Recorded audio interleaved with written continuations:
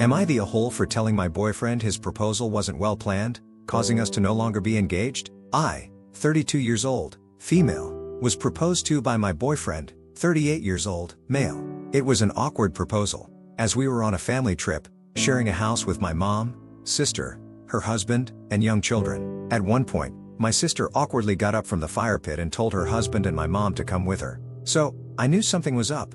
He was sweet, got down on one knee, and asked me to marry him. I was so happy and said yes. But about 5 minutes later, my family came back out to the patio to congratulate us. My boyfriend sat down and started chatting with my brother-in-law about unrelated topics.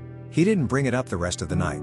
Even when I asked him questions like how/when should we tell your family, he just said we'll figure it out. Then told me not to wear the ring to work because a lot of my co-workers know his mom. It just totally killed all of my excitement and joy. When we got home from the trip, I decided to talk to him about it because we got home Sunday night and he left for a week-long work trip Monday morning, again leaving me wondering how/when we were going to be able to tell people. I felt like he took all of the excitement out of something that should have been such a happy time.